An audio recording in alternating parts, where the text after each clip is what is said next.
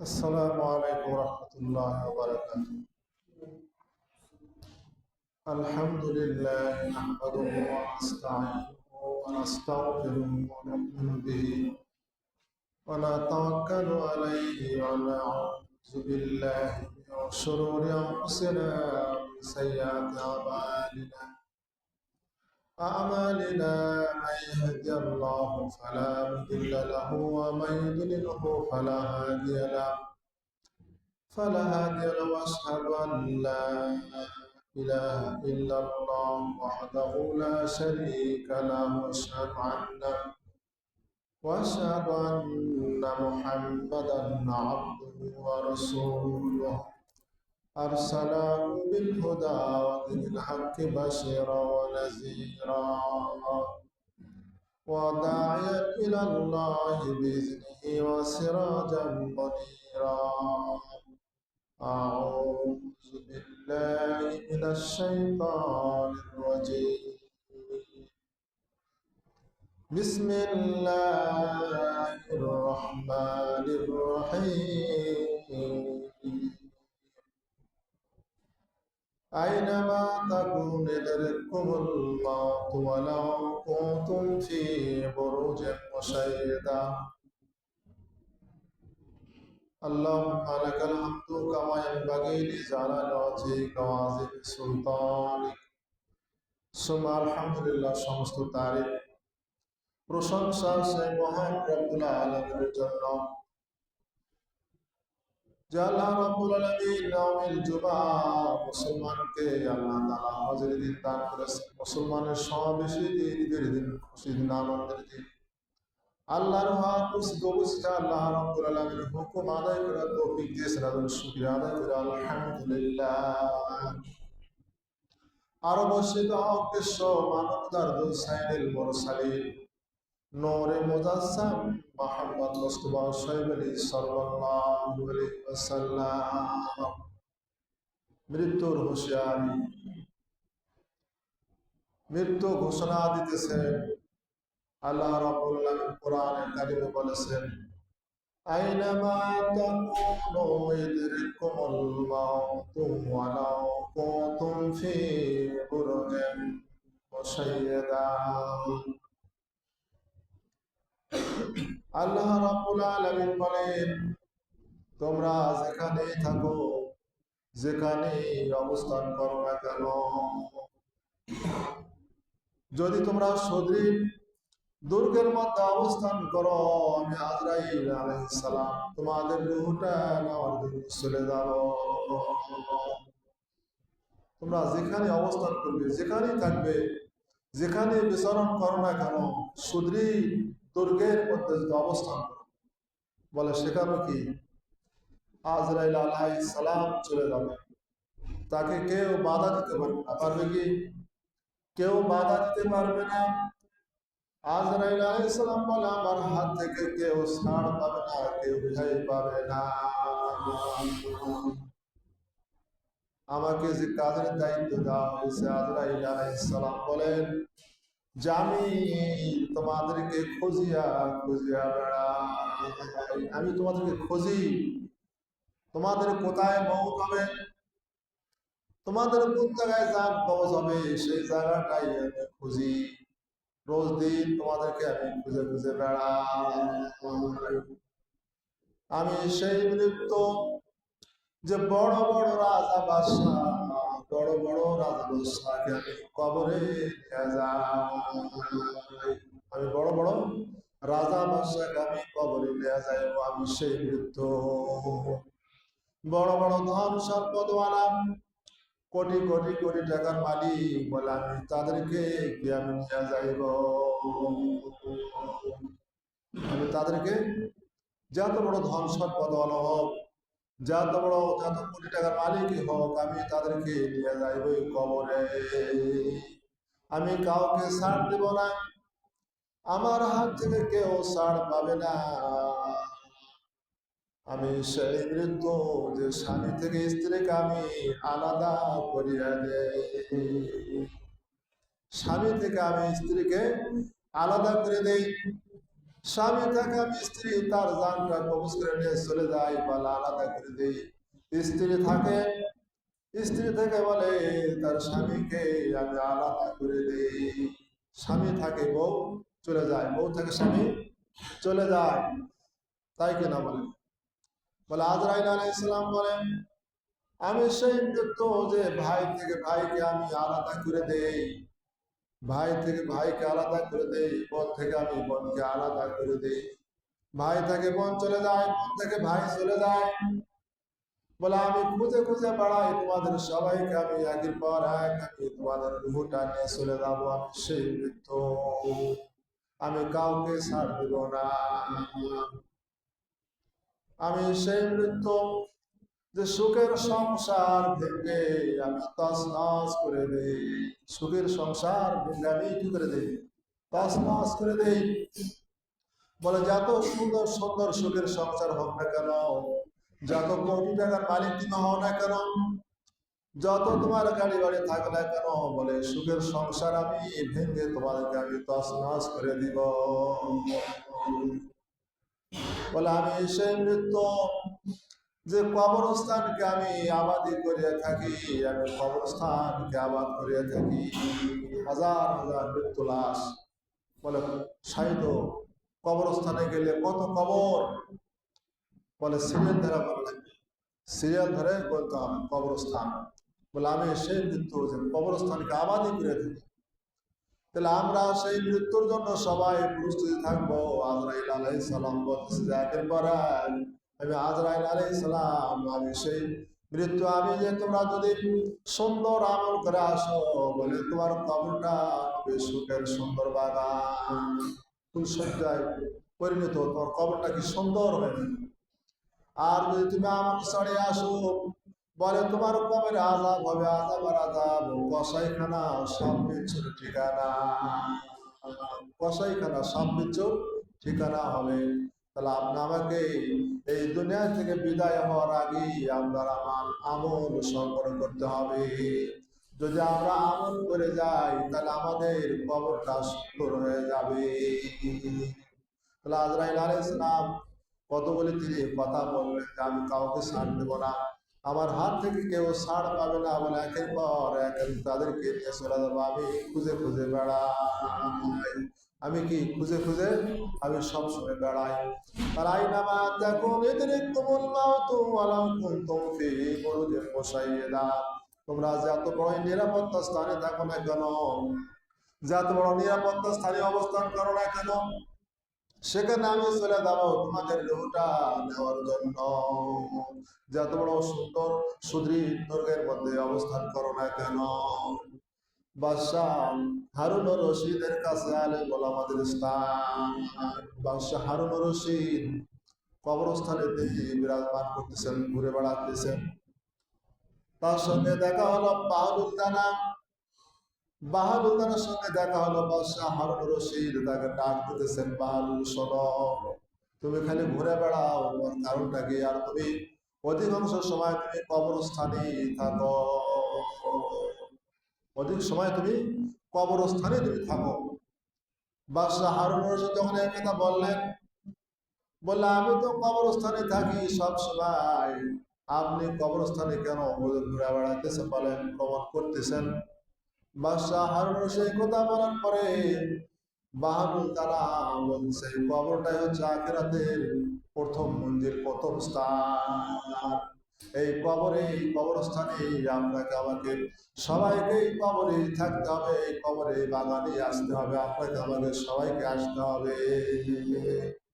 আপনি বাদশাহ মানুষ, বাদশাহ হারুন রশিদ, তুমি যখন বাদশাহ হয়েছো, বলে তুমি এত বিলাসিতা, বলে তুমি এত চাকচিক্য অট্টালিকায় তুমি বিরাজমান করতেছো, তুমি থাকতেছো, বলে তোমাকে অট্টালিকায় তাজমহল, বলে শাহী বাড়ি, তোমার রাজবাড়ি, রাজবাগান, বলে গাড়ি বাড়ি, তোমাকে সবাই এগুলো সবগুলো বিসর্জন দিয়ে তোমাকে কবরে যাইতে হবে।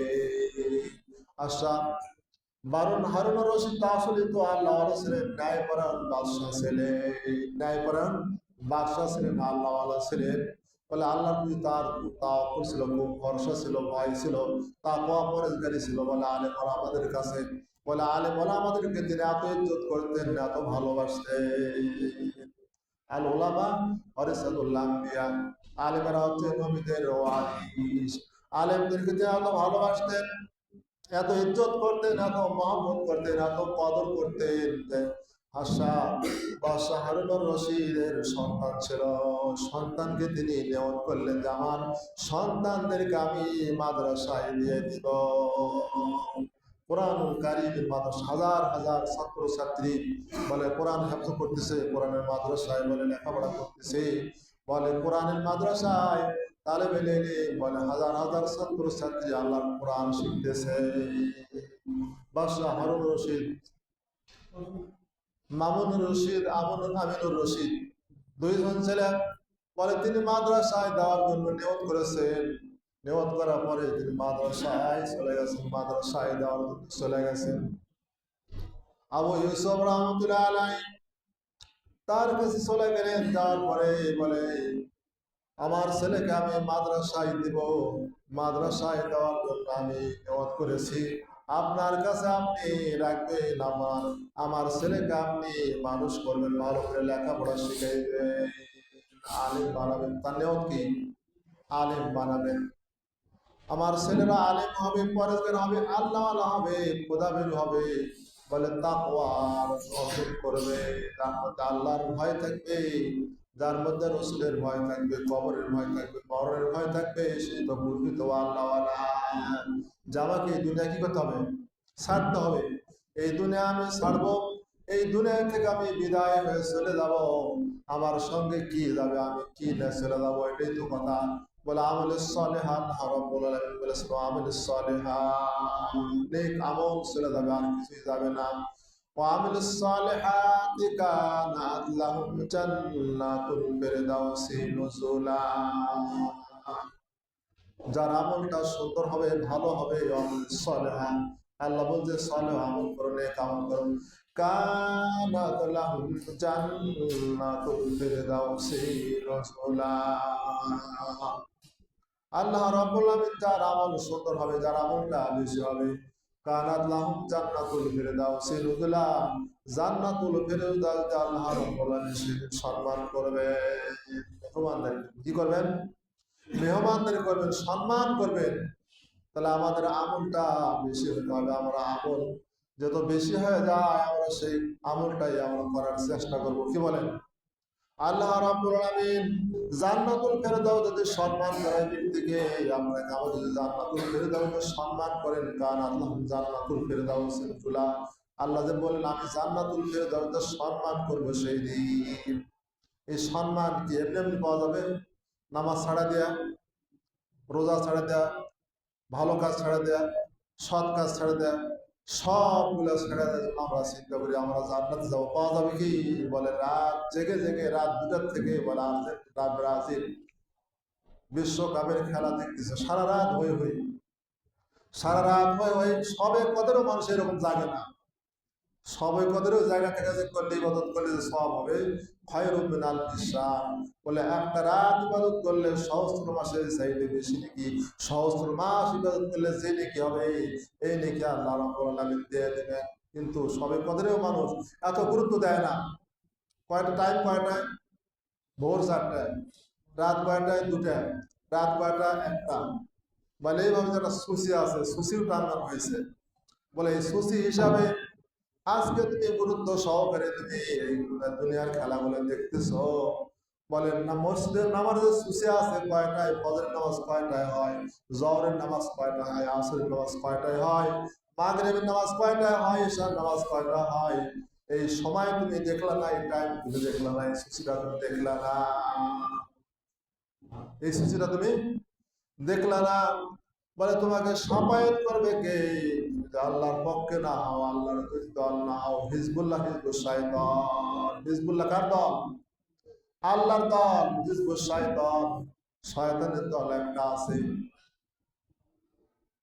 শয়তান সব সময় আমাদেরকে ওয়াসওয়াসা দিচ্ছে, কুমন্ত্রণা দিচ্ছে যে না নামাজ পড়া লাগবে না, শুয়ে থাকুন, নামাজ পড়া লাগবে না, তুমি বিছানায় শুয়ে থাকো, তুমি ফজরের আযান হয়ে গেল, আসসালাতু খায়রুম মিনান নাওম, ঘুমের থেকে নামাজ উত্তম, ঘুমের থেকে নামাজ উত্তম, ঘুমের থেকে।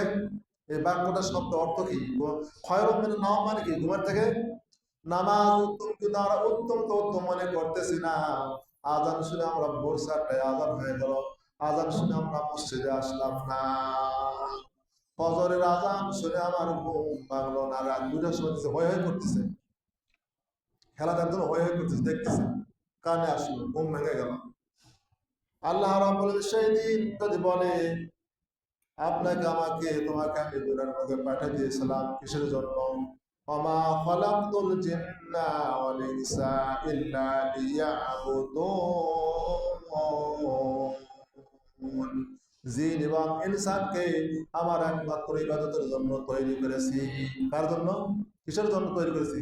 আমার ইবাদতের জন্য তৈরি করেছি, আমার গোলামি করার জন্য তৈরি করেছি, আমার দাসত্ব করার জন্য তৈরি করেছি।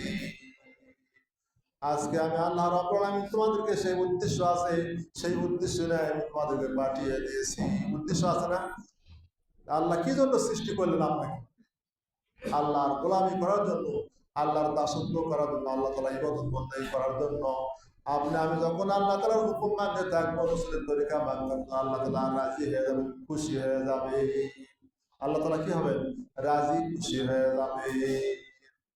তাহলে আপনি আমি ইবাদত বাদ দিয়া, আল্লাহর হুকুম বাদ দিয়া বলে আমরা ওই দুনিয়ার মর্ত ন্যায় বলে খেলাধুলা নিয়ে আমরা দিন কাটাই দিলাম, রাত কাটায় গেল, কিন্তু আমরা নামাজের জন্য মসজিদে আসলাম না। যদি কবরে 3টা প্রশ্ন করা হবে, মান রব্বুকা, সে যদি ঈমানওয়ালা হয়, আল্লাহ নয় রাসূলের তরিকা মানলে ওয়ালা হয়, বলে আমার রব আল্লাহ, রবকে আল্লাহ। মান রব্বুকা, মান নাবিয়ুকা, মান নবী সাল্লাল্লাহু আলাইহি হাজার রূপ দেখানো হবে। ওই ব্যক্তিকে তুমি চেনো নাকি? মান হাজার রূপ দেখানো হবে। যদি সে আল্লাহ মুহাম্মদ সাল্লাল্লাহু আলাইহি ওয়াসাল্লাম, জবাব দিয়ে দেবেন মান দিনুকা ইনদাদ্দিনা ইনদাল্লাহ ইসলাম, আল্লাহর কাছে সবচেয়ে তো মনোনীত ধর্ম কি? দিন ইসলাম। তুমি দিনের মধ্যে কি ছিলা? দিনের মধ্যে কি ছিল? আল্লাহর হুকুমকে পালন করো না। মার রব্বুকা বলবে হা হা লাদরি, আমি কিছুই জানি না। মার রব্বুকা আবার বলবে হা হা লাদরি, আমি কিছুই জানি না। মার রব্বুকা হা হা লাদরি, আমি কিছুই জানি না। তার কারণ কি? আল্লাহর হুকুমের মধ্যে নাই, আল্লাহর হুকুমের মধ্যে ছিল না। আল্লাহর হুকুম ভাঙা যদি আমরা দিই, আল্লাহর হুকুম ভাঙা মানে কি? আমরা নামাজ কাজা করে দিচ্ছি। এত কথা যদি আমরা, রাসূল বলেছে সময় মতো গুরুত্ব সহকারে নামাজ আদায় করলে নিজ জিম্মাদারিতে আল্লাহ তাআলা বেহেশতে পৌঁছায় দিবেন, নিজ জিম্মাদারিতে আল্লাহ তাআলা বেহেশতে পৌঁছায় দিবেন। তাহলে আমি সবাই কার হব? মাল্লাহুল মাওলা ফালাহুল কুল, যে আল্লাহ হয়ে যায়, আল্লাহ তার হয়ে যায়। আমরা আল্লাহর হতে হবে, কার হব? আপনি আমি আল্লাহর হয়ে যাব। যখন আল্লাহর হয়ে যাব, তখন আপনি আমি আল্লাহ তাআলা যখন হয়ে যাব, তখন আল্লাহ আমার হয়ে যাবে। আল্লাহ তাআলা আপনাকে আমাকে সাহায্য করবেন, কবরে সাহায্য করবেন, ফেরেশতা আসবে বলে সাহায্য করবেন, মওতের বিছানায় সাহায্য আসবে। কোন জায়গায়? সব জায়গাতে আল্লাহ তাআলার সাহায্য আর মদদ আসবে, সব জায়গাতে সাহায্য। এখন আপনি আমি আসলাম, আজকে জুম্মার দিন খেলাম, ফরজ 2 রাকাত নামাজ পড়ে চলে গেলাম, আর 5 দিন আর বাকি 6 দিন আর আসলাম না। এটা কি পুরাপুরি কি মুসল্লি বলা যাবে নাকি? 5 জায়গাটা মুসল্লি কি বলা যাবে? বলা যাবে না। তাহলে আপনি আমি সময় 5 ওয়াক্ত নামাজ পড়ে পড়ে বলে মওতকে স্মরণ করতে হবে, মওতের জন্য তৈরি থাকতে হবে। মওত কখন আসবে 1 সেকেন্ডের কোনো বিশ্বাস নাই। বিশ্বাস আছে কি? জীবন, এই জীবন হচ্ছে made in China. Made in China খুব দামি জিনিস, বলে কি বলো না? চায়নার জিনিস, এটা খুব চায়নার। জীবন হলে মেড ইন চায়না, জীবন হলে মেড ইন চায়না, নাই তো কোনো ওয়ারেন্টি। কাল যে তুমি থাকবে বেঁচে, কে দিয়েছে গ্যারান্টি? কে দিয়েছে গ্যারান্টি? আপনাকে আমাকে কেউ দিয়েছে কি? আমরা কি পাইছি নাকি? 6 মাসে একটা বাল্ব কিনলে কয় মাস গ্যারান্টি আছে? 1 বছর লিখে দেন যে 1 বছর মধ্যে শরীরে আসবে।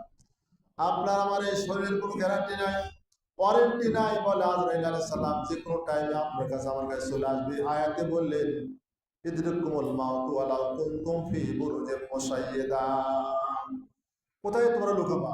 সুদৃঢ় বলে দুর্গের মধ্যে বলা হচ্ছে, এই আয়াতে যে আল্লাহ তাআলা বললেন সুদৃঢ় তোমরা কোথায় লুকাবা? আজরাইল আলাইহিস সালাম তো বলে যে আমার হাত থেকে কোনো ছাড় পাবা না। আমি খুঁজে খুঁজে বেড়াই, খুঁজে খুঁজে বেড়াই। আজরাইল আলাইহিস সালাম রাসূলের দরবারে বলে আসছে, বলে রাসূলের দরবারে সুলাইমান কোন নবী? সুলাইমান আলাইহিস সালামের দরবারে আসছেন। সুলাইমান আলাইহিস সালামের দরবারে একজন যুবক বসে আছে। বলে আজরাইল আলাইহিস সালাম বলছে আমি খুঁজে খুঁজে খুঁজে খুঁজে বেড়াই, তন্ন করে আমি খুঁজি কোন জায়গায় তোমার রুহটা নেওয়া যাবে, কোন জায়গায় রুহটা জান কবজ করবো। আমি তোমার সুদৃঢ় দীর্ঘের মধ্যে অবস্থান করতেছি বলে আমি ওখানে খুঁজে খুঁজে তোমাকে বাইর করে নেব। সুলাইমান আলাইহিস সালামের দরবারে আছে যুবকটা, বলতেছে আমি আজরাইল আলাইহিস সালাম ওই যুবকের দিকে বারবার তাকাচ্ছেন, বারবার তাকাচ্ছেন, বারবার তাকাচ্ছেন, তার রূহটা আমি কবজ করব। একবার সুলাইমান আলাইহিস সালামের দিকে তাকাই, একবার ওই যুবকের দিকে তাকাই। যুবক কিছুক্ষণের মধ্যে বলতেছে হুজুর, সুলাইমান নবী বলছে আমাকে আর কোনো ভালো লাগতেছে না, আমার পেরেশান পেরেশান ভাব লাগতেছে, বলে আমি বাসায় চলে যাব। সুলাইমান আলাইহিস সালাম হুকুম করলেন, তাজ রাজ সিংহাসন আছে, বলে আর বলে সুলাইমান আর রিহাসে মাতা তাজরি বিআমরি ইলাল আরদিল্লাতি বারাকনা ফিহা কুননা বিকুল্লি শাইইন আলিম। সুবহানাল্লাহ। আখিরাত বলে সুলাইমান আলাইহিস সালাম যে সিংহাসনটা ছিল, বলে বাতাসের উপর দিয়ে উড়া উড়া চলতো, বলে সুবহানাল্লাহ। যে সিংহাসনটা ছিল বলে বাতাসের উপর দেখি উড়া উড়া চলতো, তেল নাই ববেল নাই, কি নাই, তেলও নাই ববেল নাই, খালি হুকুম করছে বাতাস তুমি ইন্ডিয়া চলো, তুমি পশ্চিমে চলো, তুমি পূর্বে চলো, তুমি দক্ষিণে চলো, বা তুমি বা উত্তর দিকে চলো, বলে যেদিকে বলতে ইশারা করতেন সুলাইমান আলাইহিস সালামের সেই সিংহাসনটা উড়া উড়া বাতাসের দিক দিয়ে এরকম ভাবে চলে যেত। সুলাইমান আলাইহিস সালাম বাতাসকে হুকুম করলেন সিংহাসন, যুবক কিনে চলে গেলেন জেরুজালেমে। বলে তার রাজ্যে চলে গেলেন, যাওয়ার পরে সেখানে তার রূহটা কবজ করা হলো, তার জানটা তার নিজ বাসায় নিজ বাসভবনে তার রূহটা নামাজে জানটা কবজ করা হলো। আজরাইল আলাইহিস সালামের সঙ্গে দেখা সুলাইমান আলাইহিস সালামের। সুলাইমান বলতেছে নবী, নবী সুলাইমান আজরাইলকে বলতেছে তুমি একবার ওই যুবকের দিকে তাকাও, একবার আমার দিকে তাকাওয়ার কারণটা কি? আজরাইল আলাইহিস সালাম বলতেছে আমি তার নিজ বাসভবনে তার রূহটা আমি কবজ করবো, তার জানটা আমি কবজ করবো, কিন্তু আপনার বাড়ি থেকে তার বাড়ি তো বাসা অনেক বহু দূরে ছিল, বলে আমি এই জন্য টেনশন পেরেশান করতেছিলাম, কখন তার নিজ বাসভবনে চলে যাবে, আর সেই জায়গাতে আমি তার রূহটা কবজ করবো। আমি নির্দিষ্ট স্থানে নির্দিষ্ট জায়গায় আমি তার রূহটা কবজ করবো। তার সেই জন্মভূমিতে তার সেই বাসা থেকেই বলে তার রূহটা বাইর করে নেওয়া হয়েছে। তাহলে আজরাইল আলাইহিস সালাম সব সময় আমার জন্য আপনার জন্য প্রস্তুত, বলে খুঁজে খুঁজে বেড়াচ্ছে। আপনি আমি এই মৌতের জন্য মৌতের হুঁশিয়ার, বলে আমরা সবসময় মৌতকে স্মরণ করবো। এই মৌতকে স্মরণ করলেই বলে আপনি আমি কোনো পাপ কাজ করতে পারবো না, গুনার কাজ অন্যায় কাজ করতে পারবো না, যে আমাকে তো মরতে হবে, আপনি আমি সবাই কি করবো এরকম ভাবে মরে চলে যাবো। বলে আজরাইল আলাইহিস সালাম আসার আগে আমাকে বেশি করে আমলের পাল্লাটা ভারী করতে হবে, আমলের পাল্লাটা ভারী করতে হবে। খুতবার শেষের দিকে আসতে বলা হচ্ছে মহররম চাঁদের আজকে শেষ জুম্মার, এরপর সবরের সাথে হবে।